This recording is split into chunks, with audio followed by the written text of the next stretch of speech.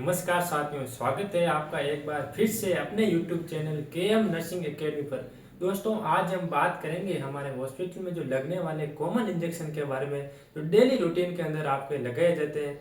इनमें से हमारा फर्स्ट इंजेक्शन है, वो है हमारा डाइक्लोफेनिक सोडियम इंजेक्शन। ये है हमारा डाइक्लोफेनिक सोडियम इंजेक्शन। ये इंजेक्शन, इसका रूट है IM और IV, यानी इंट्रामस्कुलर भी दे सकते हैं और रेयरली में IV भी लगा सकते हैं। इनका यूज ये कब आया जाता है, तो ये इसका काम है पेन रिलीफ करना। जब हमारे बॉडी में किसी प्रकार का कोई पेन हो रहा हो तो इस इंजेक्शन को लगाते हैं ताकि हमारे पेन से रिलीफ आ जाए। और सेकंड हमारा इंजेक्शन है डाइसाइक्लोमाइन इंजेक्शन। इसका रूट है IM। ये हमेशा इंजेक्शन IM ही लगता है, कभी भी IV नहीं लगा सकते। और इसके यूज है स्टोमक पेन। जब भी हमारे बॉडी के अंदर स्टोमक यानी हमारे पेट के अंदर किसी प्रकार का कोई पेन हो रहा है तो यह डाइसाइक्लोमाइन इंजेक्शन लगाते हैं। और तीसरा हमारा इंजेक्शन है ओंडेस्टेरोन इंजेक्शन। इसका रूट है IM और IV, दोनों रूट से इसे लगा सकते हैं। ये तब लगाए जाते हैं जब हमारे शरीर के अंदर नोज़े जैसी फीलिंग हो रही हो या वोमिटिंग यानी उल्टी हो रही हो, तब ये इंजेक्शन लगता है। अगला इंजेक्शन है हमारा रेनिटेडिन हाइड्रोक्लोराइड इंजेक्शन। इसका रूट है IM एंड IV। ये तब लगाते हैं जबकि हमारे स्टोमक एसिड यानी जो हमारे स्टोमक है उसके अंदर एसिड का फॉर्मेशन ज्यादा हो जाता है और अल्सर हो जाते हैं, तब ये लगाए जाते हैं। और अगला इंजेक्शन है हमारे ड्रोटावेरिन हाइड्रोक्लोराइड इंजेक्शन। ये इंजेक्शन हमेशा IM एंड IV लगता है। इसका काम है रिलीफ स्मूथ मसल, यानी जब हमारे शरीर के अंदर स्पाज्म हो जाता है एब्डोमिनल में, यानी मसल के अंदर किसी प्रकार का कोई एंडन हो जाता है या किडनी के अंदर स्टोन हो जाता है, तब ये इंजेक्शन लगाया जाता है। नेक्स्ट इंजेक्शन है हमारा मेकोबोलामाइन MCB इंजेक्शन। इसका रूट है IM एंड IV। ये इंजेक्शन लगाने से पहले आपको इसका AST करना जरूरी है। AST यानी एंटी माइक्रोबियल ससेप्टिबिलिटी टेस्ट, तब लगाते हैं। यह विटामिन B12 के प्रोडक्शन को बढ़ाता है और यह मल्टी विटामिन इंजेक्शन है और न्यूट्रिशन का इंजेक्शन है। न्यूट्रिशन से रिलेटेड किसी प्रकार की कोई आपको डिजीज हुई हो तब ये MCB लगता है। और अगले इंजेक्शन की हम बात करेंगे तो ये है मेटोक्लोरोप्रोमाइड इंजेक्शन, यानी इसे कहते हैं MCP इंजेक्शन। इसका रूट है generally IV and IM।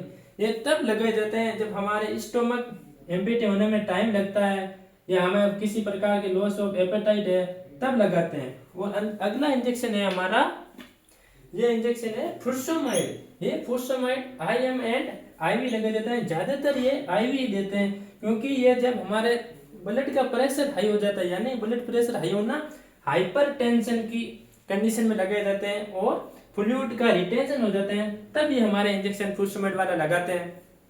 Next injection है हमारा थियोफाइलिन एंड इटायोफाइलिन। इस इंजेक्शन का रूट है IM एंड IV। इसलिए तब लगाते हैं जब हमारे शरीर के अंदर अस्थमा हो जाए या COPD वाली प्रॉब्लम हो जाए, यानी क्रोनिक ऑब्स्ट्रक्टिव पल्मोनरी डिजीज, तब लगाते हैं। अगला इंजेक्शन है हमारा हायोसिन ब्यूटाइल ब्रोमाइड इंजेक्शन। इस इंजेक्शन का रूट है IM एंड IV। ये तब लगाए जाते हैं जब शरीर के अंदर स्टोमक पेन यानी पेट का जो पेन, उसको कम करने के लिए, रिड्यूस करने के लिए, जो पेरिस्टाल्सिस मूवमेंट है उसको बढ़ाने के लिए हमारा हायोसिन ब्यूटाइल ब्रोमाइड इंजेक्शन लगाया जाता है। अगला इंजेक्शन है हमारा सेफोपेराजोन सोडियम साल्वेक्टम। इस इंजेक्शन का रूट है IM एंड IV।